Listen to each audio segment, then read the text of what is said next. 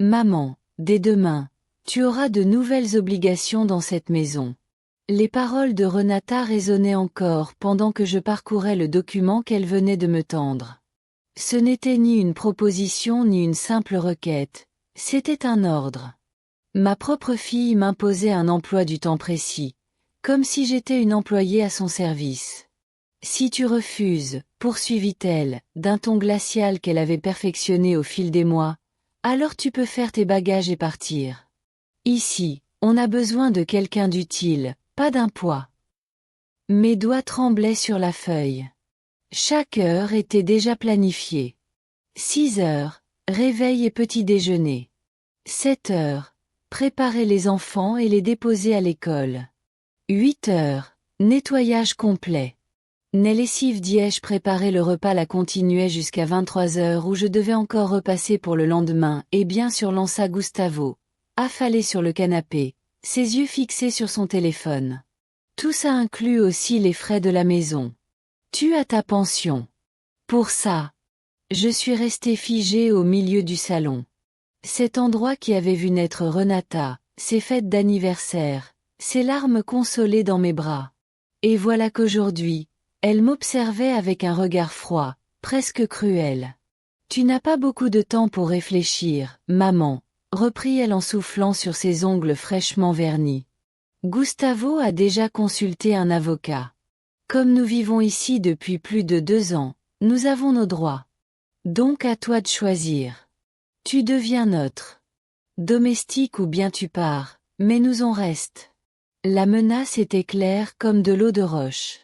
Dans ma propre maison dont l'acte portait mon nom, ma fille me plaçait face à un choix impossible. Travailler sans relâche pour eux et payer toutes les dépenses ou tout perdre. Réfléchis bien, ajouta-t-elle, toujours absorbée par son vernis. Avec ta petite retraite de 50 $, tu penses vraiment pouvoir te loger ailleurs? Au moins ici, tu as un toit, de quoi manger et tes petits-enfants autour de toi. Sinon, tu peux aller croupir seul dans une chambre misérable. Gustavo éclata d'un rire sec. Soyons honnêtes, ma belle. Qu'est-ce qu'elle ferait d'autre? Au moins comme ça, elle sert à quelque chose. C'est mieux que de végéter devant la télé comme toutes les vieilles de son âge. Pendant ce temps, mes petits-enfants jouaient par terre, absorbés par leur tablette sans comprendre la scène. Santiago, mon petit de 8 ans, releva la tête et dit simplement « Mamie, tu peux nous préparer un goûter ?» Comme si j'étais déjà réduite à ce rôle de servante, invisible et docile. Renata se leva et posa une main faussement douce sur mon épaule. « On veut que tu restes maman, mais à nos conditions. Cette maison doit tourner correctement et quelqu'un doit en prendre la charge. » J'ai murmuré, retrouvant un peu de voix. « Et pourquoi ce ne serait pas toi? » « Parce que c'est toi qui ne travailles pas, » répondit Gustavo sans lever les yeux. « Nous avons des responsabilités réelles. Toi, tu te contentes de toucher une pension et de gaspiller ton temps. » Ces mots me frappèrent plus fort qu'une gifle. 40 ans de travail comme secrétaire dans une administration. 40 ans à me lever à 5 heures du matin, à prendre 2 bus pour aller travailler, à économiser chaque centime pour acheter cette maison. 40 ans à élever Renata seule après que son père nous a abandonnés alors qu'elle n'avait que 3 ans. Je ne fais rien de productif, ai-je répété, les mots étranglés dans ma gorge. Toutes ces années à tenir cette maison, à payer les factures, acheter à manger, à m'occuper de tes enfants quand tu sors, à laver ton linge, à ranger derrière toi. Ce n'est pas du travail, maman. Renata m'interrompit. Avec ce sourire condescendant que j'avais appris à détester. C'est ce que font tous ceux qui vivent dans une maison. La différence, c'est que maintenant tout sera organisé avec des horaires fixes pour que tout se déroule sans ACCR. J'ai regardé mon salon. Les meubles que j'avais achetés avec tant d'efforts étaient ruinés.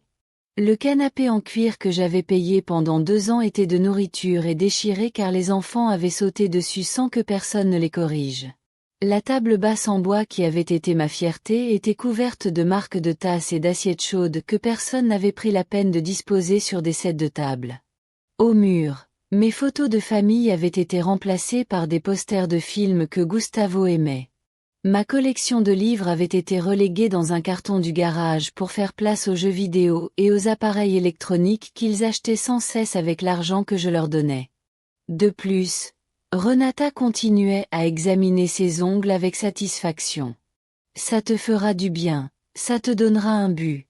Ces derniers temps, tu as l'air très déprimé, très ennuyé. Avoir des responsabilités claires vous aidera à vous sentir mieux dans votre peau. La manipulation était si évidente que c'en était physiquement douloureux. Elle me vendait mon esclavage comme si c'était une faveur qu'ils me rendaient, comme si me transformer en leur serviteur gratuit était une forme de thérapie pour mon bien-être émotionnel. Et le week-end, il faut aussi travailler, ajouta Gustavo en levant enfin les yeux de son téléphone.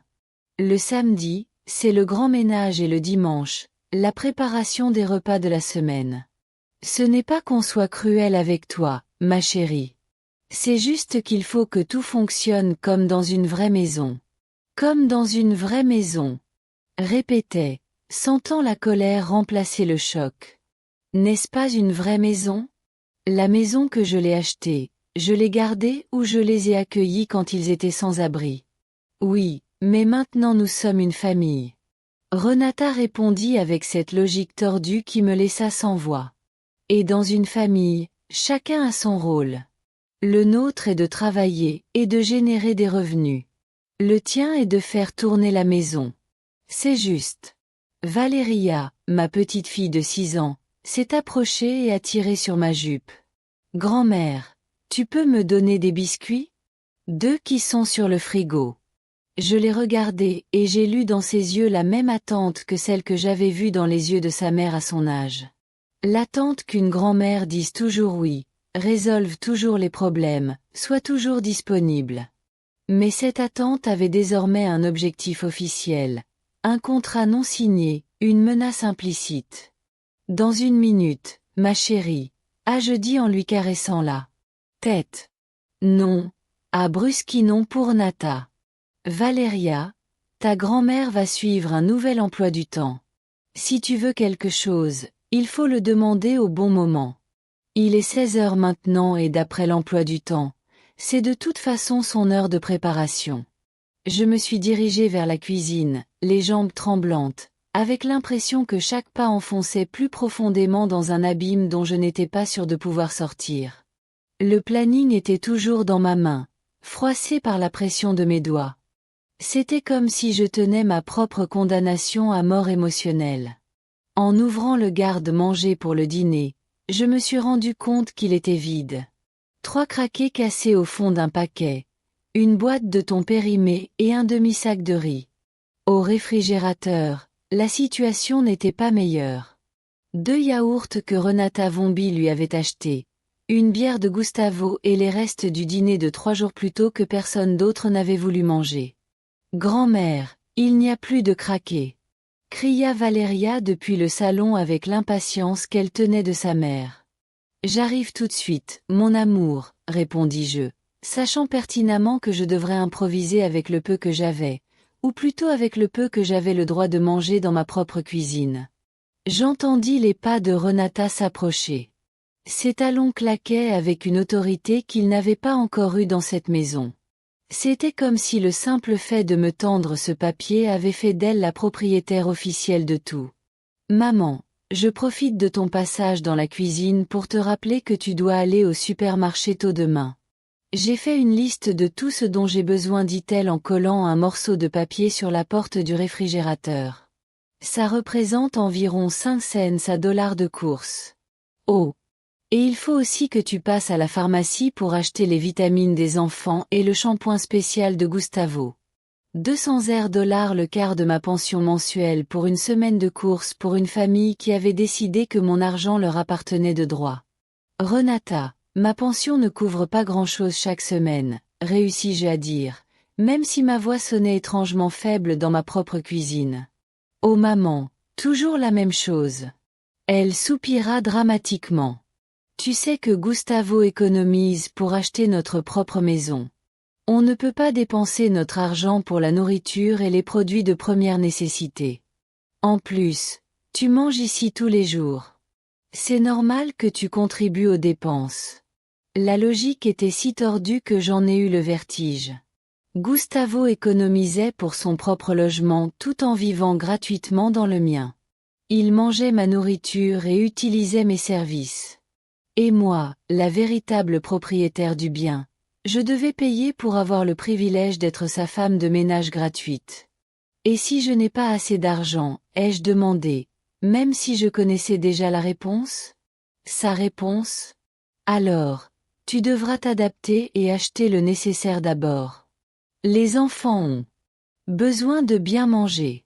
Maman, tu ne peux pas être égoïste avec l'argent quand il y a des petits à la maison. Égoïste avec mon propre argent dans ma propre maison. Le mot m'est resté comme un poignard dans la poitrine. Gustavo est apparu dans l'embrasure de la porte de la cuisine, s'étirant comme s'il venait de se réveiller d'une sieste. Il était 16h30, un mardi, et il regardait la télévision en pyjama pendant que je m'occupais du reste. Chérie, tu pourrais me préparer un bon dîner. Journée difficile au travail, dit-il en ouvrant le réfrigérateur et en attrapant sa bière comme si de rien n'était. Journée difficile, ne pus-je m'empêcher de demander. Je croyais que tu n'étais pas sorti de la maison de la matinée. Je travaille à domicile le mardi. Il a répondu d'un ton qui laissait clairement entendre que je n'avais aucun droit de remettre en question son emploi du temps. Réunion virtuelle, appel important. C'est très stressant. Alors, j'ai besoin de me détendre une fois terminé. J'ai jeté un coup d'œil à l'horloge. 16h30, s'il avait travaillé à domicile, sa journée aurait duré exactement 3 heures. Sachant qu'Atrèche, je l'avais vu dormir sur le canapé. De plus, il continuait à siroter sa bière. Renata et moi avions discuté de règles supplémentaires pour que la maison fonctionne mieux. Par exemple, nous devons respecter nos espaces de repos. Quand nous sommes dans le salon à regarder la télévision, il est préférable que tu ne nous interrompes pas avec des bruits de ménage ou de cuisine. Mais l'emploi du temps dit que je dois cuisiner à cette heure-là. Ai-je répondu en montrant le papier que j'avais encore à la main. Oui, mais tranquillement. Ou tu peux cuisiner avant quand on ne se repose pas. C'est une question d'organisation. La contradiction était absurde. Je devais cuisiner à heure fixe sans perturber leur pause qui occupait apparemment la majeure partie de la journée. Je devais suivre des règles strictes qui changeaient à leur convenance. Renata retourna à la cuisine avec un sourire qui n'atteignait pas ses yeux. C'était ce sourire qu'elle avait perfectionné depuis l'adolescence. Celui qu'elle utilisait lorsqu'elle avait envie de quelque chose ou lorsqu'elle s'apprêtait à dire quelque chose de particulièrement blessant, déguisé en inquiétude. « Maman, je voulais aussi te parler de ta chambre », dit-elle en s'appuyant sur le comptoir comme si elle était la propriétaire des lieux. Gustavo et moi pensons qu'il serait préférable que tu t'installes dans la petite pièce du fond. Nous avons besoin de la chambre principale car elle est plus grande et nous avons plus de choses. La chambre principale, ma chambre principale. La pièce où j'avais dormi pendant 30 ans, où j'avais pleuré la mort de mon mari, où j'avais rêvé de voir mes petits-enfants grandir dans un environnement rempli d'amour. Maintenant, il voulait me reléguer à la buanderie littéralement. Cette pièce est toute petite, Renata, dis-je la voix brisée. On y trouve à peine un lit simple. C'est parfait pour toi, maman. Après tout, tu n'as pas besoin de beaucoup d'espace et comme ça, on aura un plus grand placard pour nos vêtements et les affaires des enfants. C'est plus pratique pour tout le monde. Plus pratique pour tout le monde. C'était le mantra qui justifiait chaque humiliation, chaque perte de dignité, chaque pas vers l'ombre de ma propre vie. De plus, ajouta Gustavo, la petite pièce est plus proche de la cuisine. Sera-t-il plus facile pour toi de te lever tôt pour préparer le petit déjeuner sans déranger personne? Bien sûr. Mon nouvel emplacement dans la maison avait été calculé pour maximiser mon utilité en tant que femme de ménage. Près de la cuisine pour mieux servir. À l'écart des pièces principales pour ne pas déranger les véritables habitants de la maison. Et quand dois-je déménager? Demande-je. même si je savais déjà que je n'avais pas vraiment le choix. Ce week-end serait parfait, répondit Renata avec train. Comme si on préparait des vacances. Gustavo peut t'aider à déplacer les objets lourds. Enfin, le peu que tu dois emporter. On utilisera la plupart des meubles de la chambre principale que j'avais achetés. La commode en bois massif, mon premier achat à mon premier emploi. La coiffeuse avec miroir où je m'étais préparée pour mon mariage. Le lit double où j'avais conçu Renata. Tout cela leur appartiendrait désormais car c'était plus pratique. Santiago courut dans la cuisine, sa tablette à la main et l'air pressé. Grand-mère, la batterie est morte et j'ai besoin du chargeur. Où est-il? Il est dans ma chambre, mon amour. Va le chercher, dis-je machinalement. Non. Renata interve fend Santiago. Tu ne peux pas entrer dans la chambre de ta grand-mère sans permission. Elle t'apportera le chargeur quand elle aura fini de préparer le déjeuner. L'humiliation était totale. Maintenant, même mon petit-fils ne pouvait plus entrer librement dans ma chambre. Mais Renata et Gustavo pouvaient décider quand et comment je devais déménager, quels meubles je pouvais garder et dans quelle pièce je devais vivre. Et puis maman continua Renata comme s'il s'agissait d'une liste interminable de nouvelles restrictions. Le dimanche, c'est notre jour de famille. Gustavo et moi voulons passer du temps de qualité avec les enfants. Alors, il serait préférable que tu prévoies de sortir ces jours-là. Tu peux aller au parc, voir un ami, ce que tu veux. On a juste besoin d'espace pour être en famille. Le dimanche était aussi mon jour de famille, le jour que j'avais réservé pendant des années pour faire des activités spéciales avec mes petits-enfants, cuisiner ensemble, regarder des films blottis sur le canapé. C'était maintenant que je devenais une intruse dans ma propre maison. Et où devrais-je aller tous les dimanches? Demain j'ai les larmes aux yeux. Je ne sais pas maman, tu as certainement des amis. Tu peux te promener, aller à l'église. Il y a beaucoup de choses à faire pour une personne de ton âge. L'important, c'est que tu as tes propres activités, que tu ne dépendes pas autant de nous pour te divertir. Cette nuit-là, je n'ai pas pu dormir. J'étais allongée dans mon lit, les yeux fixés sur le plafond qui ne serait bientôt plus le mien, repensant à comment j'en étais arrivée là, à ce moment où j'avais cessé d'être une mère pour devenir une servante, où j'avais perdu mon droit à la parole dans mon propre foyer. Je me suis souvenue de l'arrivée de Renata avec Gustavo et les enfants. 2 ans auparavant, ils avaient perdu leur appartement parce que Gustavo avait perdu son ancien emploi. Ils sont arrivés les larmes aux yeux, me serrant dans leurs bras et me promettant que ce ne serait que pour quelques mois le temps de se remettre financièrement. Tu es notre salut, maman, m'avait dit Renata le premier soir. Je ne sais pas ce que nous ferions sans toi. Tu es la meilleure mère du monde. Les premières semaines avaient été presque agréables. C'était merveilleux de retrouver la maison pleine de vie, d'entendre les rires des enfants courir dans les couloirs. Silencieux depuis la mort de mon mari. Renata m'aidait à la cuisine. Gustavo participait à quelques petites réparations et les petits m'enlaçaient avec leurs câlins spontanés. Mais petit à petit, si lentement que je ne m'en suis rendu compte que trop tard, les choses ont commencé à changer. D'abord, Renata m'a demandé de surveiller les enfants pendant qu'elle partait chercher du travail. Puis Gustavo s'est attendu à que je prépare le dîner, car il revenait très fatigué de ses entretiens d'embauche. Puis, il est devenu naturel pour moi de payer le repas, car après tout, nous mangions tous ici. Chaque service que je lui rendais était devenu une attente. Chaque geste d'amour une obligation. Chaque fois que je répondais non à une demande, je signais ma propre condamnation à l'esclavage émotionnel. À 3 heures du matin, j'ai entendu du bruit dans la cuisine. Je me suis levée en silence et j'ai traversé le couloir. J'ai trouvé Gustavo qui se servait des céréales directement dans la boîte, laissant des miettes partout sur le plan de travail que j'avais nettoyé avant de me coucher. « Gustavo, tout va bien ?» murmurai-je pour ne pas réveiller les enfants.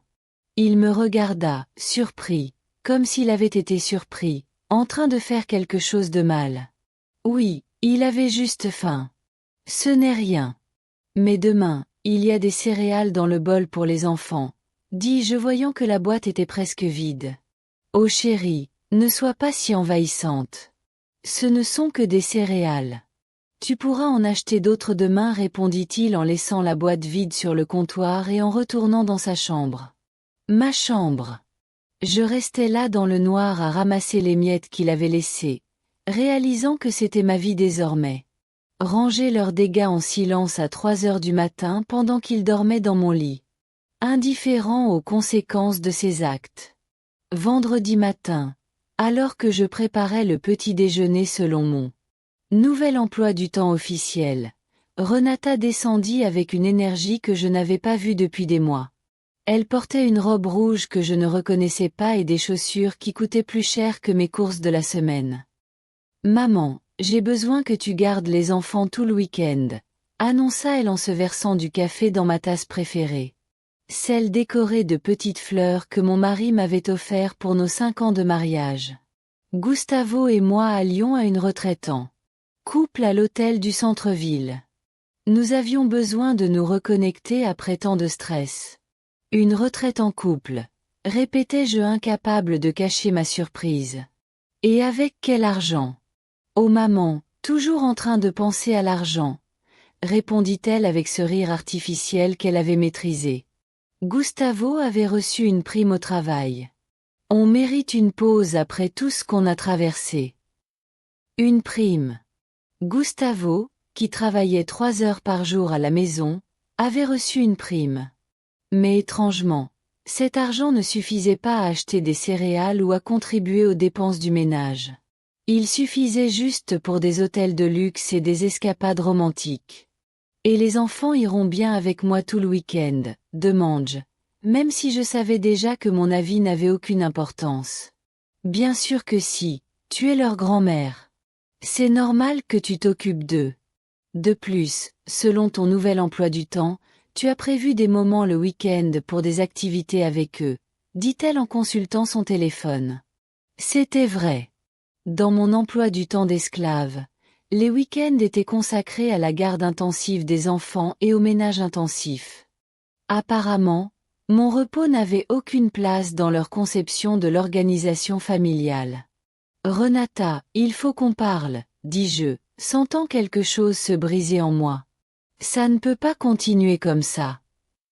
Elle leva les yeux de son téléphone avec une expression de surprise sincère, comme si elle ne comprenait pas pourquoi je protestais contre mon sort. Visiblement raisonnable. Parler de quoi, maman? De ton attitude négative ces derniers temps? Parce que oui, j'ai remarqué que tu étais très grincheuse. Tu devrais peut-être consulter un médecin à ton âge. C'est normal que les changements hormonaux affectent l'humeur. Les changements hormonaux. Mon indignation face aux abus était un problème médical que je devais régler. Ma résistance à l'humiliation était un symptôme de mon âge avancé qui nécessitait un traitement professionnel. Je ne suis pas malade, Renata. J'en ai assez d'être traitée comme une bonne à la maison, dis-je, me surprenant moi-même par ma lucidité. Bonne, répétait mériter un Oscar. Maman, comment peux-tu dire ça? Vous êtes de la famille. Le fait est que dans une famille, chacun a des responsabilités. Les nôtres, c'est de travailler et de gagner de l'argent. Les tiennes, c'est de faire tourner la maison. C'est aussi simple que ça. Et pourquoi mes responsabilités incluant-elles de payer toutes les dépenses et de travailler 24 heures sur 24? Demain. Je sens ma voix trembler puis devenir plus forte. Maman, personne ne t'a demandé de travailler 24 heures sur 24. L'horaire qu'on t'a donné est très raisonnable. Tu as du temps libre entre les activités.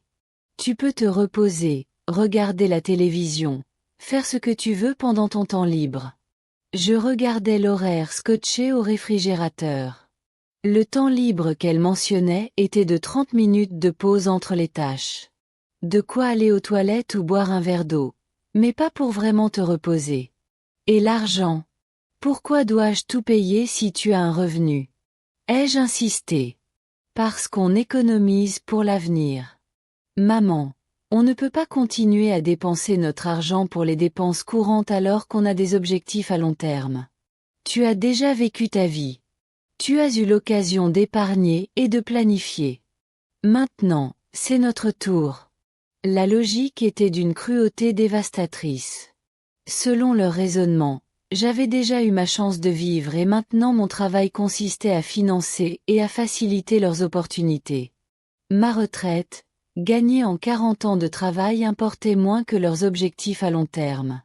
Gustavo est apparu dans la cuisine, déjà habillé pour sortir avec un sourire qui me semblait de plus en plus répugnant. Il s'est approché de Renata et l'a embrassée sur la joue. Un geste de possession et de cliché qui m'excluait complètement. « Tout est prêt pour le week-end » a-t-il demandé, m'ignorant complètement, même si je me tenais à moins d'un mètre d'elle. « Oui, mon amour, je t'ai déjà tout expliqué sur le rôle de mère. Elle s'occupera des enfants et de la maison, répondit Renata, comme si j'étais un objet de plus préparé pour leur absence. Parfait, ma guerrier. Encore une chose, dit Gustavo en s'adressant enfin à moi. Lundi, ma mère vient me rendre visite pour quelques jours. Elle aura besoin de la chambre d'amis, alors ce serait bien que tu la laisses impeccable. Elle aime aussi prendre son petit déjeuner très tôt vers 6 heures du matin. J'espère que ce n'est pas un problème. Sa mère, une autre personne que je devrais nourrir et servir chez moi. Une autre bouche à nourrir avec mon argent. Une autre personne qui s'attendrait à mes services comme si c'était la chose la plus naturelle du monde. Et combien de temps restera-t-elle? Demandai-je même si je sentais déjà que la réponse ne me plairait pas. On ne sait pas exactement. Cela dépend de son état. Elle se sent très seule ces derniers temps depuis la mort de mon père. Alors, on a pensé qu'être en famille lui ferait du bien. Il a répondu comme si ma maison était un hôtel gratuit pour ceux qui avaient besoin de compagnie. Gustavo, ta mère et moi ne nous entendons pas très bien, ai-je dit en me souvenant des rares fois où je l'avais rencontrée et de son attitude dédaigneuse à mon égard. Anna, ma chère, ce sont des problèmes du passé. Tu dois apprendre à pardonner et à oublier. De plus, c'est une dame âgée. Elle a besoin de soins et d'attention. Je suis sûre qu'une fois que tu la connaîtras mieux, vous vous entendrez très bien. Des soins et de l'attention que je lui fournirai, bien sûr, sans rémunération ni reconnaissance. Pendant que Renata et Gustavo profiteraient de leur escapade romantique, je servirai le petit déjeuner à 6 heures du matin à une femme qui me considérait comme inférieure. Et maman a ajouté Renata en mettant les boucles d'oreilles qui complétaient sa parure. Quand ta belle-mère arrivera, ce serait bien que tu lui donnes la chambre principale. On pourra dormir dans la chambre des enfants pendant quelques jours. Elle a besoin d'être à l'aise. La chambre principale qui m'avait déjà été retirée allait maintenant être donnée à la mère de Gustavo. Chez moi, j'occupais la petite chambre pendant qu'un parfait inconnu dormait dans mon lit, utilisait mes meubles et attendait mes services. Le week-end s'est transformé en cauchemar, dépassant toutes mes espérances. Renata et Gustavo sont partis le vendredi à 14 heures après m'avoir laissé une liste supplémentaire de consignes pour la garde des enfants, incluant des heures de repas précises, des activités éducatives, un temps d'écran limité et des routines de sommeil strictes. Il est important que tu maintiennes la discipline. Maman m'avait dit Renata avant de monter dans le taxi que j'avais payé pour l'hôtel du centre-ville. Les enfants ont besoin de structure. Si tu les gâtes ce week-end, il leur sera très difficile de nous respecter à nouveau plus tard. Santiago et Valeria m'ont regardé avec impatience, s'attendant à ce que je joue à la fois le rôle d'animatrice, de cuisinière, d'enseignante et de baby-sitter. Ce n'était pas leur faute, bien sûr. C'étaient des enfants qui s'adaptaient à un système où leur grand-mère réglait tout, tandis que leurs parents jouissaient de liberté dont j'avais oublié l'existence. Samedi matin, alors que je préparais des crêpes pour le petit déjeuner, suivant les instructions nutritionnelles précises que Renata avait données, Santiago a renversé du jus d'orange sur le tapis du salon. C'était un accident banal comme ça arrive quand il y a des enfants à la maison. Mais en commençant le ménage, Je me suis rendu compte qu'il n'y avait pas assez de produits d'entretien. Grand-mère maman dit que quand quelque chose est taché, il faut le nettoyer immédiatement, sinon c'est fichu à jamais, m'a expliqué Valéria avec le sérieux d'une superviseure professionnelle. Elle avait raison. Renata avait veillé à ce que la maison soit impeccable pendant son absence. Alors à heure du matin, samedi, je me suis retrouvée au supermarché avec les 2 enfants dépensant $ de ma retraite en produits d'entretien pour un désastre qui aurait pu être résolu avec de l'eau et du savon. Au supermarché, Santiago a demandé les céréales spéciales que mangeait son père, celles à TR $ la boîte. Valéria voulait les biscuits bio que sa mère achetait, ceux à 40 $ le paquet. J'ai regardé les prix et fait des calculs mentaux désespérés, sachant que chaque raie dépensée me coûtait moins cher. Pourquoi mets-tu autant de temps à te décider, grand-mère? A demandé Santiago avec impatience tandis que je comparais les prix des lessives. Je vérifie juste laquelle est la meilleure, mon amour. J'ai menti, ne voulant pas expliquer à un enfant de 8 ans que sa grand-mère devait choisir entre lui acheter à manger ou lui acheter des médicaments. De retour à la maison, j'ai reçu un message de Renata sur mon téléphone. Maman, j'espère que tu as acheté des légumes frais pour la semaine. À notre retour dimanche, il faut que la maison soit impeccable et la cuisine approvisionnée. On ne veut pas rentrer à la maison vide après notre voyage de détente. Des légumes frais, 2 heures $ de plus que je n'avais pas prévu, mais 2 heures de marche avec les enfants, car l'argent du taxi allait servir à la nourriture. Un autre après-midi de mon week-end, consacré à répondre aux besoins de ceux qui profitaient d'un hôtel de luxe avec l'argent économisé grâce à mes services gratuits. Dimanche après-midi, alors que je faisais le ménage de fond en comble pour l'arrivée de Renata et Gustavo, j'ai reçu un appel qui allait tout changer. C'était Lucia, ma voisine depuis 15 ans, la seule personne qui connaissait vraiment ma situation, même si je n'en avais jamais parlé ouvertement. Dulce, ça va? Je me sens très bizarre ces derniers temps, me dit-elle de cette voix chaleureuse qui me rappelait ce que c'était que d'avoir une conversation sans chronomètre ni liste de choses à faire. Oui, ça va? Je mentis machinalement en pliant les vêtements de Gustavo que j'avais lavés et repassés pendant le week-end. Non, ça ne va pas. Je te vois partir très tôt tous les matins comme si tu étais pressé, et je te vois arriver avec des sacs de courses presque tous les jours. Que se passe-t-il chez toi? Insista-t-elle avec cette insistance bienveillante qui caractérise les vrais amis. L'espace d'un instant, j'ai été tentée de décrocher. Il était plus facile de continuer à faire comme si tout était normal, qu'il était naturel pour une femme de 66 ans de vivre comme une bonne chez elle. Mais quelque chose dans la voix de Lucia me brisa. Lucia, peux-tu entrer un instant? J'ai besoin de parler à quelqu'un, dis-je me surprenant par ma franchise. J'arrive, répondit-elle sans poser de questions. Quand Lucia arriva, les enfants regardaient la télévision dans le salon, absorbés par leur programme. Nous étions assis dans la cuisine, entourés de l'ordre parfait que j'avais créé pour l'arrivée de leurs parents. Et pour la première fois depuis des mois, je disais la vérité à quelqu'un sur ma vie. Je lui montrais l'emploi du temps, lui expliquais l'argent, lui parlais de la menace d'être expulsée de chez moi si je n'acceptais pas d'être sa femme de ménage bénévole.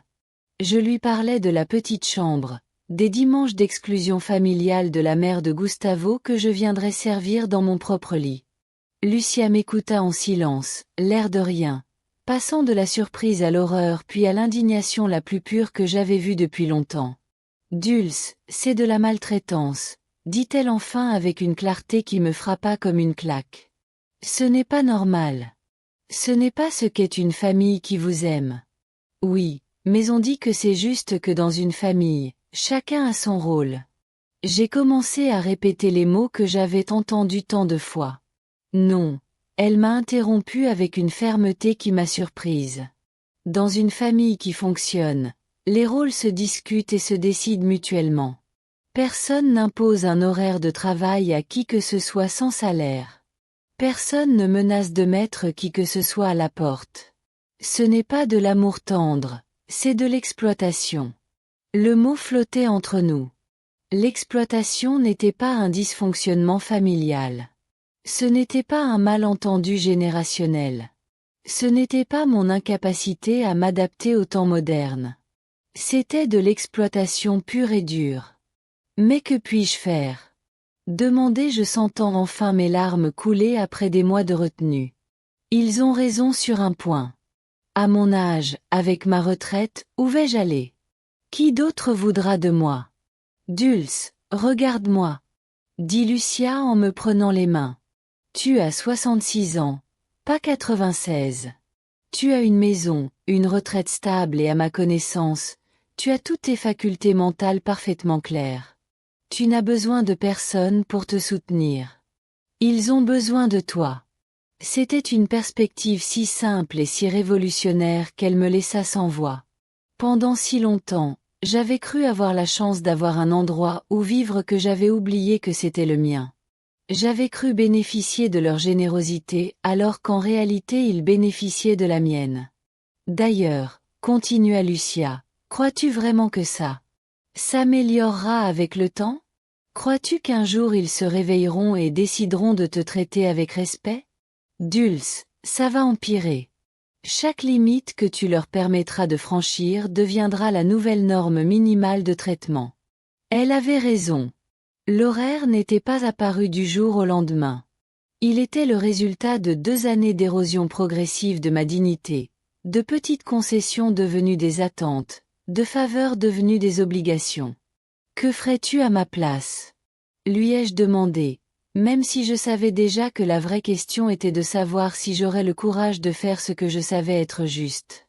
Les mettrais-je à la porte demain? Elle a répondu sans hésiter. Et si tu n'as pas encore le courage de le faire, commence au moins à fixer des limites, à faire payer tes services, à exiger le respect chez toi, à leur rappeler à qui appartient vraiment tout cela. Nous avons entendu le bruit d'une voiture qui approchait. Renata et Gustavo étaient rentrés de leur retraite romantique, bronzés et détendus, prêts à reprendre leur routine où j'étais leur femme de chambre et eux mes patrons bienveillants. Elsa et Lucia m'avaient dit avant mon départ, si tu as besoin de parler, si tu as besoin d'aide, si tu as besoin que quelqu'un te rappelle que tu mérites d'être traité avec dignité, appelle-moi jour et nuit et réfléchis. Ici une femme de ménage travaillait autant d'heures que toi et te payait même pour le privilège de travailler. Combien de temps penses-tu tenir à ce poste? Cette question me hannit lorsque Renata et Gustavo entrèrent dans la maison, vérifiant d'un œil critique si j'avais répondu à toutes leurs attentes pendant leur absence. Si tu ne peux pas assumer les responsabilités élémentaires de l'entretien de cette maison, alors peut-être devrions-nous revoir nos conditions de vie. La menace voit les raisonnables plus clairs. Soit tu obtempères, soit tu quittes ta maison. Sers-tu notre famille sans limite ou renonces-tu au droit de vivre dans l'endroit que tu as acheté et payé? À cet instant, Renata apparut dans la cuisine, encore en pyjama, mais bien réveillée par le bruit de la dispute. Sa présence changea immédiatement le cours de la conversation, comme si elle était la directrice venue régler un conflit social. Que se passe-t-il? Demanda-t-elle, même si elle écoutait visiblement depuis le couloir. Ta mère refuse d'aller au supermarché acheter le petit déjeuner de ma mère, expliqua Gustavo comme un enfant travestissant le comportement d'un autre enfant. Maman, dit Renata de cette voix déçue qu'elle avait perfectionnée depuis l'adolescence. C'est vrai que tu ne veux pas aller acheter à manger pour grand-mère Marisa. La manipulation était parfaite. Ils avaient transformé ma résistance à dépenser l'argent que je n'avais pas en un cruel refus de nourrir une femme âgée dans le besoin. Ils avaient transformé ma tentative d'établir des limites financières de base en un acte d'égoïsme inexcusable. Ce n'est pas que je ne le veuille pas, expliquai-je me sens tu contre des accusations que je n'aurais pas dû avoir à réfuter. C'est juste que j'ai déjà dépensé tout mon argent ce mois-ci et que je n'ai plus de budget pour des achats supplémentaires. Oh maman, tu exagères toujours avec l'argent, soupira Renata d'un ton dramatique. Combien peut coûter un petit déjeuner? Ne me dis pas que tu n'as pas des réaux pour nourrir ta famille. 40 rocs qui se transformeraient en 60 demain 9 après-demain. Un fardeau constant pour ma retraite pour assurer le confort d'une femme qui me méprisait ouvertement. De plus, ajouta Gustavo, ma mère ne sera pas là pour toujours. Ce n'est que temporaire le temps qu'elle s'habitue à la solitude. Tu ne peux pas faire ce petit sacrifice pour la famille temporaire. Le même mot qu'ils avaient utilisé lorsqu'ils avaient accepté 2 ans pour quelques mois seulement. La même promesse creuse qu'ils avaient utilisée pour justifier chaque nouvelle invasion de mon espace, chaque nouvelle sollicitation de mon temps, chaque nouveau trou dans mon budget. Et combien de temps Marisa va-t-elle rester?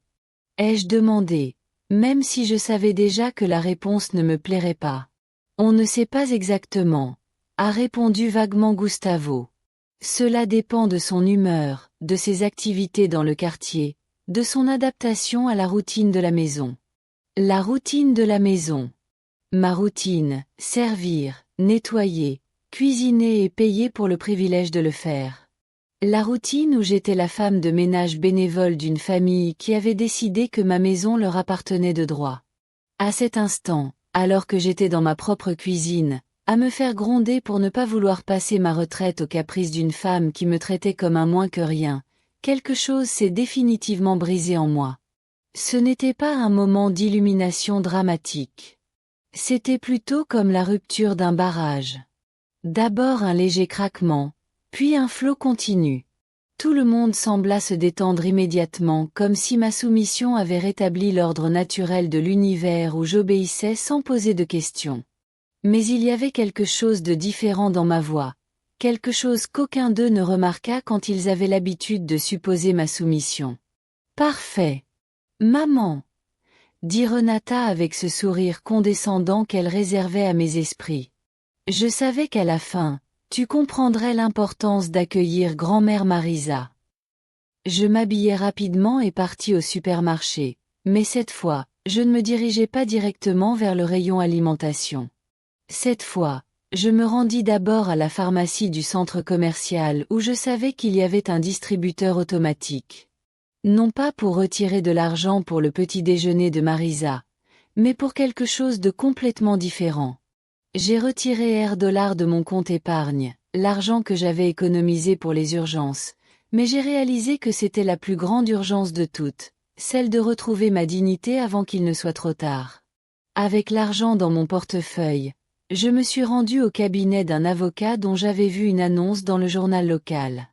Il était au seulement RTR, mais la réceptionniste m'a informé que le docteur Eduardo Texera recevait des rendez-vous d'urgence à partir de 9 heures. Est-ce une urgence? A demandé la réceptionniste, une jeune femme au sourire bienveillant. Oui, ai-je répondu sans hésiter, je pense.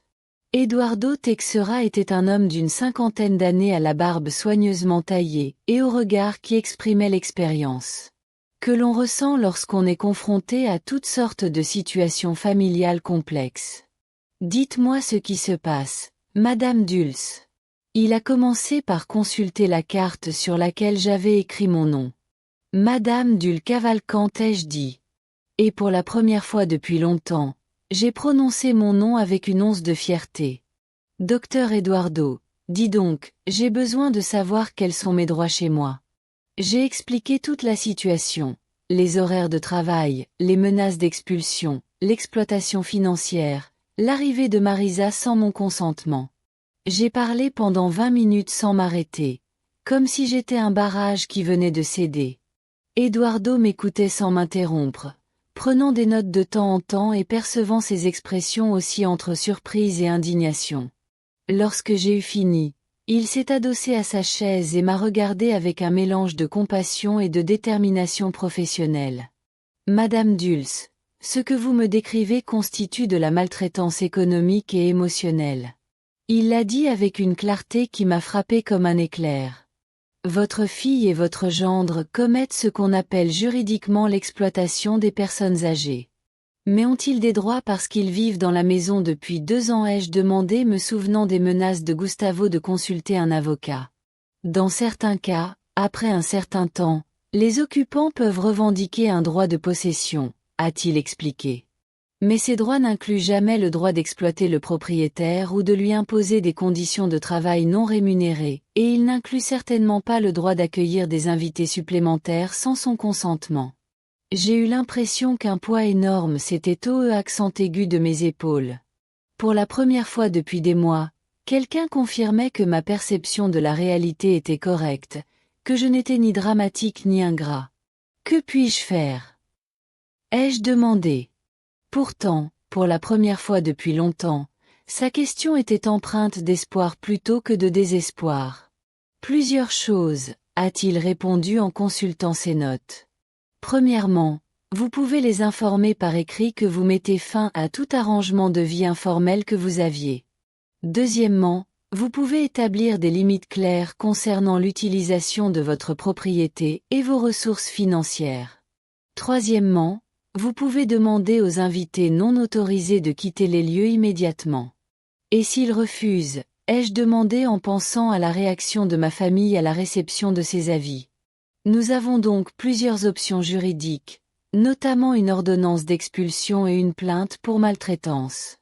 Mais mon expérience m'a appris que lorsque les familles réalisent que la personne âgée est informée juridiquement et connaît ses droits, elles ont tendance à reconsidérer leur comportement très rapidement.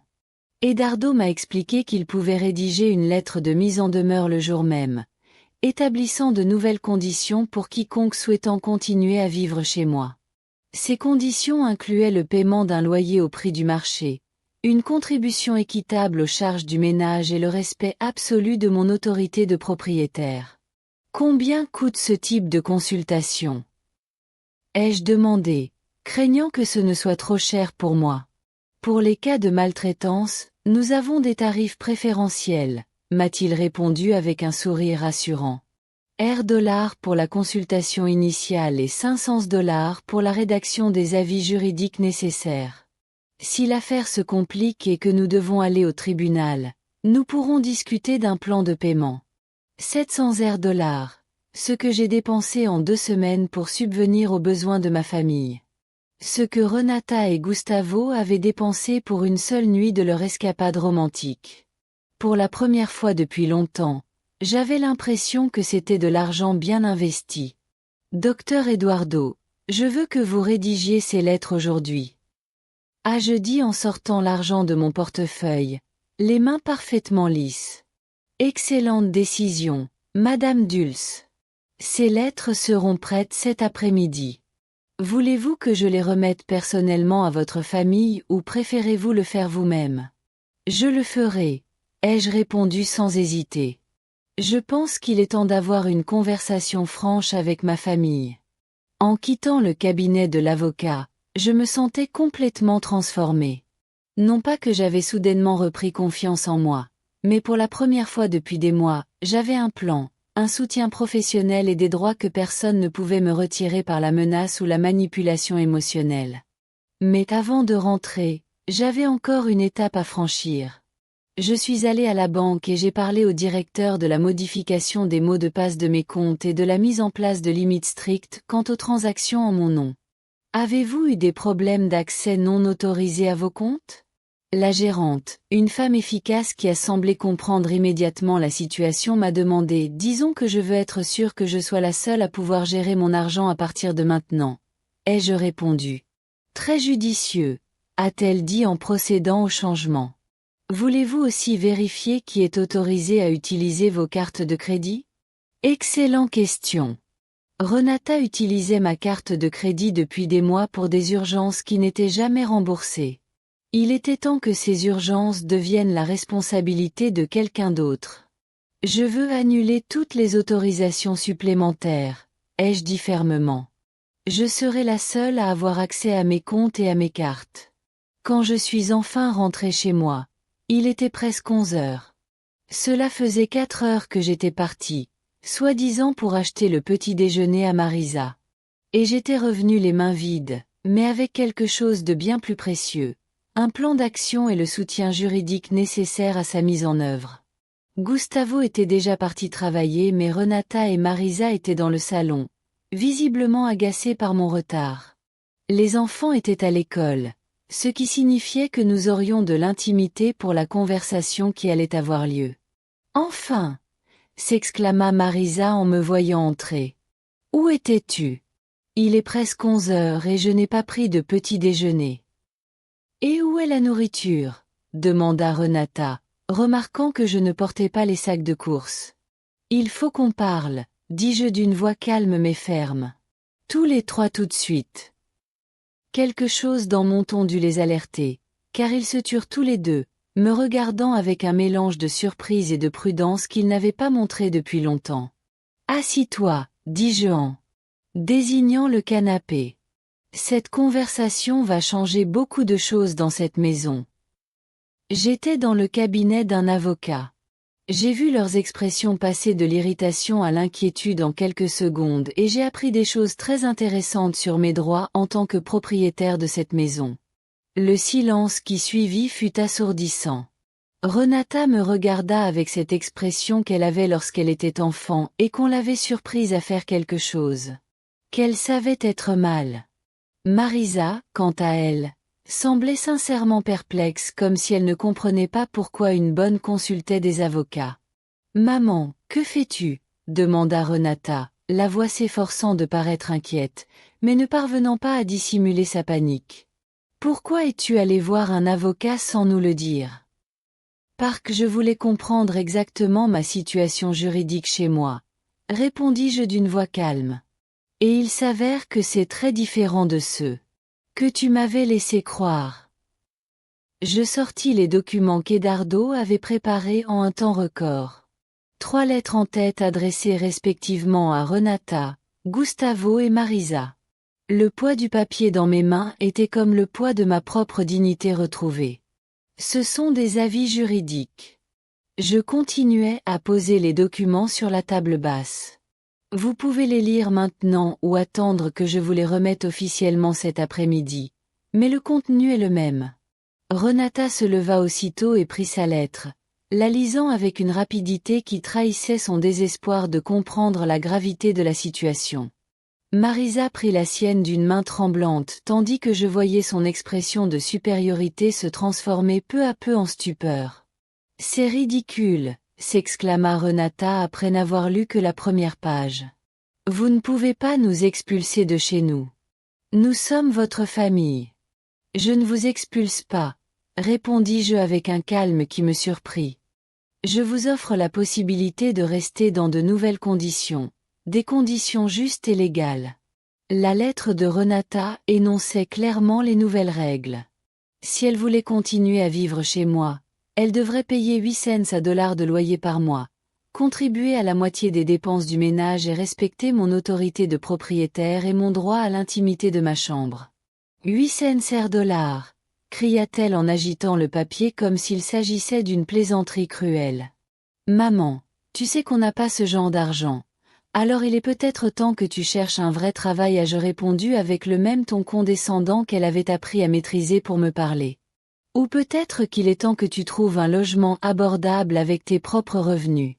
Marisa avait fini de lire sa lettre et me regardait comme si j'avais complètement perdu la tête. Son préavis était plus simple. Elle avait 48 heures pour quitter les lieux.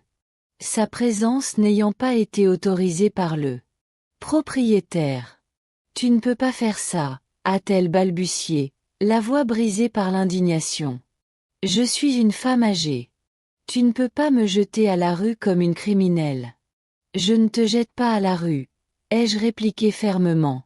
« Je te demande de rentrer chez toi ou de trouver un logement où tu seras une invitée bienvenue. Pas un fardeau imposé. Gustavo ne le permettra pas. » A-t-elle menacé en se levant du canapé avec plus d'énergie qu'elle n'en avait montré depuis son arrivée.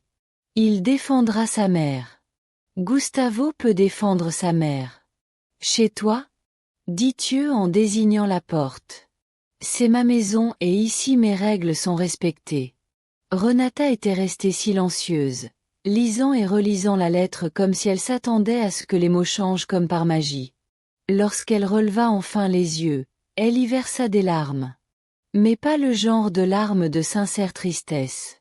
C'étaient les larmes calculées qu'elle utilisait depuis l'enfance pour manipuler les situations à son avantage. « Maman, comment peux-tu nous faire ça ?» gémit elle d'une voix qui tentait de paraître dévastée. « On t'aime. On voulait juste être une famille unie. Et c'est comme ça que tu nous remercies. Tu nous menaces d'avocat. Une famille unie ne fonctionne pas avec des horaires de travail pour l'un de ses membres, répondis-je, inflexible face à ces actes. Une famille unie ne menace pas d'expulser ses membres de leur propre maison s'ils n'acceptent pas d'être des domestiques libres. On n'a jamais menacé de t'expulser, protesta-elle. Même si nous savions tous les deux que c'était exactement ce qu'ils avaient fait. Renata, j'ai la liste que tu m'as donnée, dis-je en sortant le planning froissé de mon sac. À la fin, il est clairement indiqué que si je n'accepte pas ces conditions, tu comprends que je préfère trouver un autre logement. Comment appelles-tu? Elle resta un instant sans voix, cherchant visiblement une façon de réinterpréter ses propres mots. Finalement, elle choisit de changer de tactique.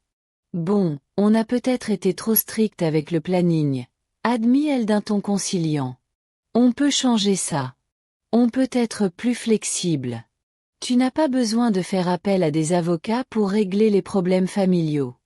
Le problème n'est pas seulement le planning, Renata dis-je, me sentant plus forte à chaque mot. Le problème, c'est que tu as fait de moi ta bonne bénévole. Le problème, c'est que tu passes ma retraite comme si c'était la tienne. Le problème, c'est que tu invites des gens chez moi sans ma permission et que tu t'attends à ce que je les héberge. Marisa qui écoutait notre dispute avec une agitation croissante finit par exploser. C'est dingue. Gustavo m'a dit qu'il vivait dans une famille aimante. Il ne m'a pas dit qu'il vivrait avec une vieille dame folle qui prend sa maison pour un hôtel. Exactement, répondis-je en la regardant droit dans les yeux. Ce n'est pas un hôtel, c'est ma maison. Et chez moi, les invités sont des invités, pas imposés. Mais je suis la mère de Gustavo hurla comme si cela lui donnait automatiquement des droits sur ma propriété. Et cette maison m'appartient, répondis-je avec une fermeté que je ne me connaissais pas. Ton lien de parenté avec Gustavo ne te donne aucun droit sur ma maison. Renata avait calculé en silence, calculant probablement combien leur coûterait réellement une vie indépendante. Lorsqu'elle reprit la parole, sa voix avait un ton désespéré que je n'avais jamais entendu auparavant. « Maman, soyons réalistes, dit-elle en essayant de paraître rationnelle. On n'a pas les moyens de payer 800 réautiers, plus les charges, tu le sais. Et tu ne peux pas vivre seule à ton âge non plus. On a besoin l'une de l'autre. » J'ai déjà vécu seule, répondis-je. J'ai vécu seule pendant 10 ans après la mort de ton père avant ton arrivée, et j'ai très bien vécu. Merci beaucoup. Mais maintenant tu es plus âgée, insiste. Elle jouant la carte de mon âge en dernier recours. Que feras-tu si tu as besoin d'aide? J'engagerai une aide professionnelle si besoin, dis-je. Une idée qui me venait à l'esprit mais qui me semblait parfaitement sensée. Il existe de nombreux services pour personnes âgées qui facturent leurs services et les fournissent avec respect et professionnalisme. Vas-tu payer des inconnus au lieu d'accepter l'aide de ta famille? Demanda-t-elle comme si l'idée était personnellement offensante. Je paie pour des services professionnels plutôt que d'être exploité par des gens qui profitent de mon amour pour eux. Ai-je corrigé? Il y a une différence fondamentale.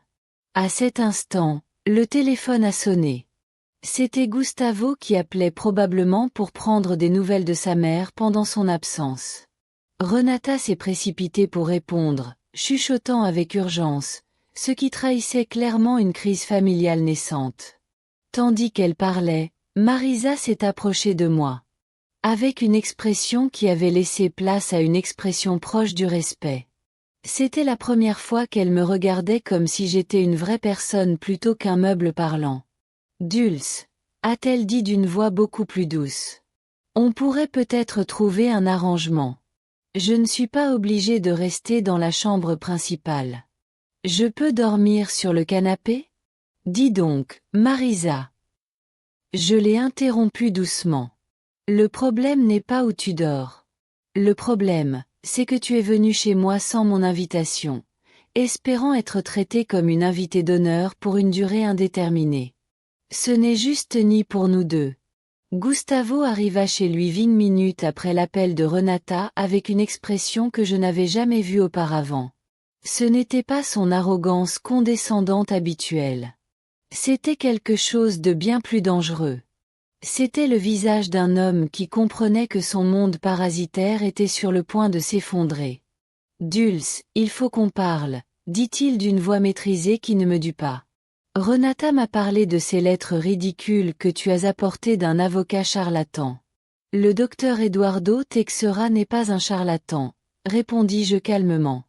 C'est un avocat spécialisé en droit de propriété et en protection des personnes âgées. Et ces lettres ne sont pas ridicules. Ce sont des avis juridiques parfaitement valables. C'est une trahison. Il explosa, abandonnant toute diplomatie. Après tout ce qu'on a fait pour toi, après avoir tenu compagnie pour que tu ne sois pas seul, après avoir transformé cette maison vide en un foyer vibrant, la distorsion de la réalité était si extrême qu'elle m'a presque fait rire. D'après leur version des faits, ils m'avaient rendu service en venant vivre gratuitement chez moi, en mangeant ma nourriture, en utilisant mes services et en dépensant mon argent. Gustavo, tu as 42 ans, ai-je dit avec une patience que j'avais du mal à maintenir? Si tu veux vivre dans une maison pleine de vie, tu peux acheter la tienne et la remplir de toute la vie que tu désires. Mais pas à mes dépens. Nous avons économisé pour acheter notre maison. A-t-il crié comme si cela justifiait 2 ans d'exploitation. Mais c'est impossible d'économiser avec autant de dépenses. Tu ne comprends pas combien c'est cher d'élever 2 enfants. Tu as raison, ai-je admis le surprenant par mon accord. Je ne comprends pas combien c'est cher d'élever 2 enfants parce que quand j'ai élevé Renata, j'ai payé toutes ces dépenses avec mon propre argent. Je n'ai pas cherché une personne âgée pour me soutenir. Marisa, qui avait observé la dispute depuis le canapé, a décidé d'intervenir avec sa version du soutien maternel. Dulce, je comprends que tu sois perdu, mais Gustavo est un bon père et un bon fils. Il ne mérite pas d'être traité ainsi par une femme de ton âge qui est clairement en train de perdre la tête. Perdre la tête, répétait. Pour droit chez moi, pour avoir menacé ta famille d'avocats au lieu de résoudre les problèmes comme des adultes civilisés, répondit Marisa avec la supériorité morale qu'elle avait acquise au fil des ans. Les adultes civilisés n'imposent pas d'horaire de travail aux membres de leur famille, répondis-je. Les civilisés ne menacent pas d'expulser le propriétaire de leur propre maison. Gustavo arpentait le salon, pesait visiblement le pour et le contre. Lorsqu'il s'arrêta, il avait cette expression qu'il avait lorsqu'il s'apprêtait à jouer sa carte la plus forte. « D'accord, Dulce, dit-il avec un sourire qui n'atteignit pas ses yeux. Si tu veux jouer aux avocates, on peut jouer aux avocates car il s'avère que nous avons aussi discuté de nos droits. Quel droit? Demandai, même si je devinais déjà où il voulait en venir. Les droits des locataires qui vivent dans un logement depuis plus de 2 ans. Il répondit triomphalement. Les droits des parents qui élèvent leurs enfants dans un foyer stable. Les droits d'une famille qui entretient un logement qui se détériore faute d'entretien. C'était exactement la menace qu'Edardo m'avait prévenue. La différence, c'est que maintenant j'étais prête à y faire face. Gustavo, dis-je avec un calme qui le désorienta visiblement. Je vous suggère de présenter ces questions juridiques à votre véritable avocat, car le mien m'a assuré qu'aucun tribunal du pays n'accorderait de droits de locataire à des personnes qui n'ont pas payé leur loyer et exploitent économiquement leurs propriétaires. L'expression de Gustavo changea aussitôt. Il était évident que ces questions juridiques provenaient de recherches sur Internet ou de conversations avec des amis et non de véritables conseils professionnels. De plus, je n'arrêtais pas de me plaindre. Mon avocat m'a informé que ce que vous faisiez s'appelait de l'exploitation des personnes âgées et que c'était un crime fédéral. Alors, si vous souhaitez impliquer davantage d'avocats dans cette affaire, allez-y. Mais je vous préviens que les conséquences juridiques seront bien plus lourdes pour vous que pour moi. Le silence qui suivit fut. Même les enfants qui étaient rentrés de l'école pendant notre dispute et qui écoutaient depuis le couloir s'int complètement. Vous menace de nous poursuivre en justice? Demanda Renata d'une petite voix qu'elle n'avait plus utilisée depuis l'adolescence. Je ne vous menace de rien, répondis-je. Je vous explique les conséquences juridiques de vos actes, Les mêmes que mon avocat m'a expliqué ce matin. Santiago apparut sur le seuil de la classe, son cartable toujours sur les épaules, l'air confus. Pourquoi tout le monde crie-il? Et pourquoi grand-mère pleure-elle? Marisa avait effectivement commencé à pleurer, mais ce n'étaient pas des larmes de tristesse, c'étaient des larmes de colère et d'humiliation, celles de quelqu'un qui réalisait avoir complètement perdu le contrôle d'une situation qu'il pensait maîtriser. Ce n'est rien, mon amour, dis-je à Santiago en m'approchant pour le serrer dans mes bras. Nous, les adultes, avons une conversation importante sur la façon dont nous allons vivre dans cette maison. On va partir? Demanda Valeria, apparaissant derrière son frère, les yeux écarquillés. La question innocente de ma petite fille me brisa le cœur, mais me rappela aussi pourquoi je faisais tout ça. Ces enfants méritaient de grandir dans un environnement où les relations familiales étaient fondées sur l'amour et le respect mutuel et non sur l'exploitation et la manipulation. Ça dépend de tes parents, répondis-je honnêtement. S'ils décident de rester ici en respectant le règlement intérieur et en contribuant équitablement, ils pourront rester. Sinon, ils devront trouver un autre logement. Quelles règles? Demanda Estago avec cette curiosité directe des enfants. Des règles comme celle selon laquelle tous les adultes vivant ici doivent travailler et contribuer aux dépenses, explique. Des règles comme celle selon laquelle personne ne peut forcer les autres membres de la famille à travailler sans relâche. Des règles comme celle selon laquelle nous méritons tous d'être traités avec respect. Gustavo me regarda avec une expression qui aurait été intimidante il y a une semaine, mais qui me semblait maintenant tout simplement pathétique. Chérie, tu embrouilles les enfants avec ces drames d'adultes. Les enfants étaient déjà perplexes, répondis-je. Ils étaient perplexes de voir leur grand-mère traitée comme une bonne. Ils étaient perplexes d'entendre leurs parents parler de la chasser de chez eux.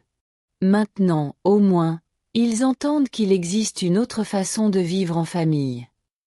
Renata s'approcha de ses enfants et les serra dans ses bras. Un geste qui aurait été tendre s'il n'avait pas été clairement destiné à susciter la pitié.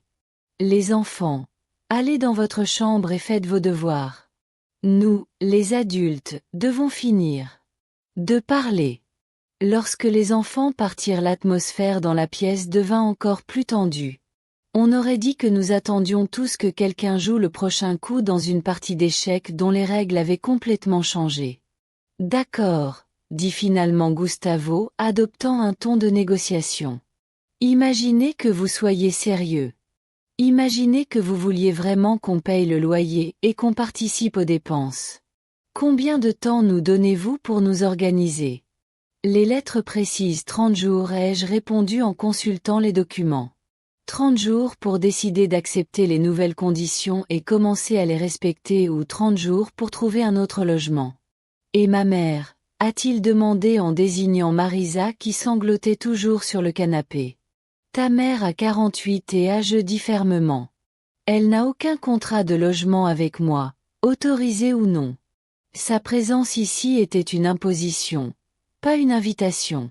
On ne peut pas expulser une femme âgée avec seulement 2 jours de préavis, a protesté Gustavo. Je peux et je le ferai, ai-je répondu, me surprenant moi-même par ma propre détermination. Ta mère a son propre logement. Si elle ne veut pas vivre seule, elle peut trouver un logement adapté à son âge ou bien loger chez des proches qui l'ont invitée. 3 mois plus tard, je me suis réveillée dans mon propre lit. Dans ma propre chambre à 7 heures du matin par envie et non par souci d'horaire. Le silence de la maison ne me dérangeait pas. En fait, c'était le plus beau son que j'avais entendu depuis des années, le son de la paix. Marisa était partie le 2e jour, exactement comme l'avis de mise en demeure l'indiquait.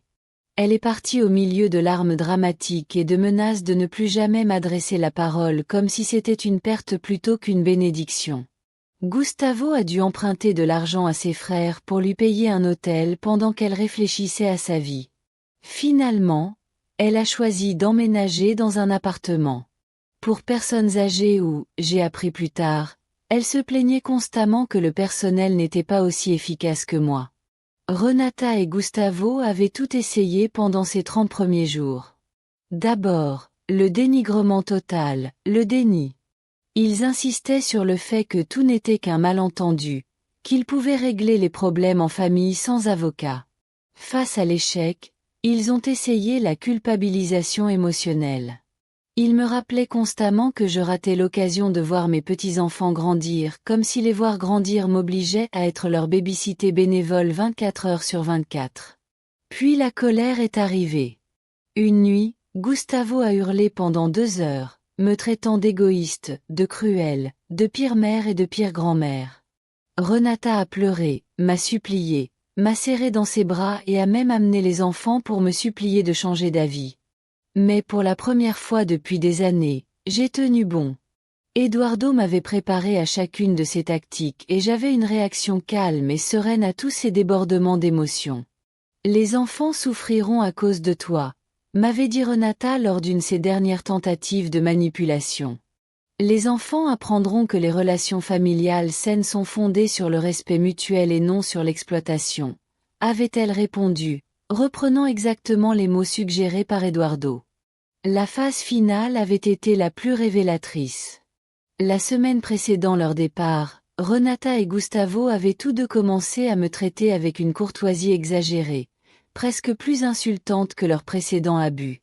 Soudain, j'étais devenue donce et s'il vous plaît, et merci infiniment pour tout. C'était comme s'ils s'étaient soudain rappelé que les bonnes manières existaient, mais seulement quand on en avait besoin. Maman, nous espérons que tu comprends que nous t'aimons toujours, m'avait dit Renata le matin de leur départ. Mais parfois les familles ont des malentendus. Des malentendus? 2 ans d'exploitation systématique réduit à un simple malentendu comme s'il s'agissait d'une confusion sur la personne qui devait sortir les poubelles et non d'une campagne délibérée pour faire de moi leur domestique gratuite. Mais ils étaient partis. Ils ont éménagé dans un 2 pièces à l'autre bout de la ville, un logement qui coûtait exactement $1 par mois de loyer plus les charges. Apparemment, pour payer un propriétaire inconnu, ils avaient l'argent. Seulement pour me payer, moi. Et leur famille, leur argent n'était pas suffisant. Les premiers jours après leur départ avaient été étranges. La maison semblait incroyablement vide après 2 ans de bruit constant, de demandes urgentes et de stress permanent au service des autres. Mais peu à peu, ce sentiment de vide s'était transformé en quelque chose de complètement différent, la liberté. Je pouvais prendre mon petit déjeuner quand je voulais, regarder la télévision que je voulais, choisir ce que je voulais cuisiner selon mes envies et non les besoins nutritionnels de 4 personnes différentes. Je pouvais vivre ma retraite selon mes propres besoins et même me faire plaisir. Des luxes dont j'avais oublié l'existence. La première fois que j'ai acheté des fleurs fraîches pour ma table, j'ai fondu en larmes au supermarché. C'était $60 qui auparavant auraient servi à acheter des céréales spéciales ou du shampoing hypoallergénique pour les invités indésirables. Maintenant, c'était $60 que je pouvais dépenser pour quelque chose qui me rendait heureuse, pour le simple plaisir de me rendre heureuse. Lucia avait été une bénédiction tout au long du processus. Non seulement elle m'avait aidé à garder ma détermination dans les moments les plus difficiles, mais elle était devenue une véritable amie. Nous déjeunons désormais ensemble 2 fois par semaine. Nous allions au marché le samedi matin et avions commencé à prendre des cours de peinture au centre communautaire. Le bruit des enfants ne te manque pas? M'a-t-elle demandé un après-midi alors que nous peignions des paysages à l'aquarelle. Mes petits-enfants me manquent, avais-je répondu honnêtement, mais leur baby-sitter bénévole ne me manque pas. Il y a une énorme différence. Et c'était vrai, Santiago et Valeria me rendaient visite toutes les 2 semaines. Un arrangement que nous avions conclu après de nombreuses négociations tendues. Au début, Renata avait essayé d'utiliser les visites comme moyen de pression, suggérant que si je ne faisais pas de compromis sur certains aspects de l'accord de séparation, les visites pourraient devenir plus compliquées à coordonner. Eduardo m'avait conseillé de ne communiquer que par écrit et par son intermédiaire concernant les visites jusqu'à ce que Renata comprenne qu'elle ne pouvait pas utiliser ses propres enfants comme arme de chantage affectif. Nous avons finalement trouvé un accord civilisé. Les enfants venaient toutes les 2 semaines de Dix à 18h et je les emmenais à des activités amusantes que je pouvais me permettre maintenant que je ne subvenais plus aux besoins de 4 adultes. La différence dans ma relation avec Santiago et Valeria était remarquable. Quand je n'étais pas responsable de 24h 7J7, quand je n'avais pas à me soucier de leur repas, de leur discipline et de leur divertissement constant, je pouvais tout simplement être leur grand-mère. Je pouvais les gâter un peu, rire avec eux, écouter leurs histoires d'école sans me laisser distraire, penser aux tâches ménagères qui m'attendaient. Grand-mère, pourquoi ne vis-tu plus avec nous? Valeria m'avait posé la question lors d'une de ses premières visites. Parce que les adultes ont besoin d'un espace à eux pour être heureux. Je le lui avais expliqué. Tes parents ont besoin d'un chez-soi où ils peuvent prendre leurs propres décisions et j'ai besoin du mien où je peux prendre les miennes. Mais nous aimes-tu encore? Elle avait insisté avec cette inquiétude sincère qui m'avait brisé le cœur. Je les aime plus que tout au monde, lui avais-je assuré en la serrant fort dans mes bras. Et justement parce que je les aime tant, je veux qu'ils apprennent que ceux qui s'aiment se traitent avec respect et affection sans abuser l'un de l'autre. Santiago, plus âgé et plus observateur, avait compris la situation avec une maturité surprenante. Maman et papa te faisaient beaucoup travailler, n'est-ce pas grand-mère? Oui, mon amour, avais-je admis. Mais maintenant, nous apprenons tous à mieux vivre en famille ce matin-là. 3 mois après le grand déménagement, je me suis réveillée avec un sentiment que j'avais complètement oublié, une anticipation positive. Non pas de l'anxiété face aux exigences de la journée, mais une véritable curiosité quant aux bonnes choses que je pourrais choisir de faire.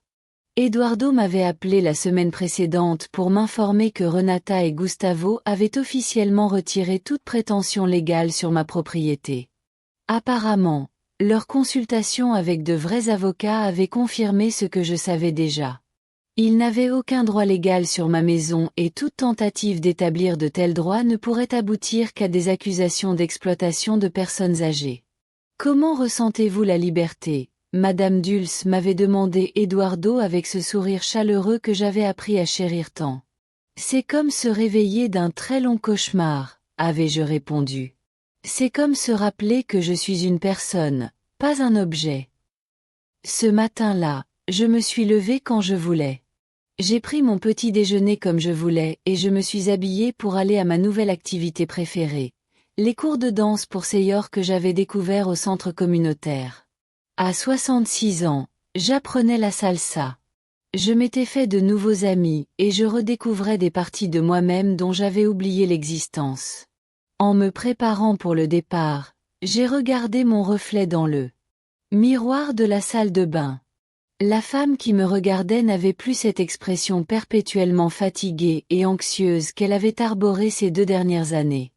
Ses yeux brillaient, son dos était droit et elle possédait quelque chose que j'avais perdu sans m'en rendre compte, sa dignité. En quittant la maison, j'ai verrouillé la porte et me suis dirigée d'un pas décidé vers le bus. C'était ma maison, ma vie, ma décision et pour la première fois depuis longtemps, ces mots ne m'ont pas effrayée. Ils m'ont rempli de fierté car j'avais appris la leçon la plus importante de ma vie. Il n'est jamais trop tard pour retrouver l'estime de soi et une fois retrouvée, personne ne peut la reprendre. Peu importe combien on vous aime ou combien vous les aimez. Le véritable amour, j'avais découvert n'exige jamais de sacrifier sa dignité. Et une vraie famille ne vous demande jamais de devenir moins que vous n'êtes pour devenir plus. Si vous avez aimé mon histoire, vous pouvez me soutenir en m'envoyant un grand merci.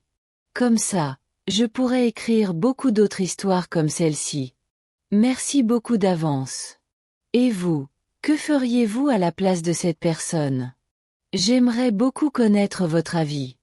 Alors, laissez un commentaire ci-dessous. Je suis toujours curieux de connaître votre avis. Oh, et dites-moi aussi où vous avez entendu cette histoire.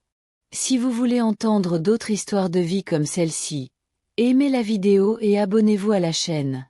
Il y en a beaucoup d'autres qui vous attendent. Gros bisous et à la prochaine.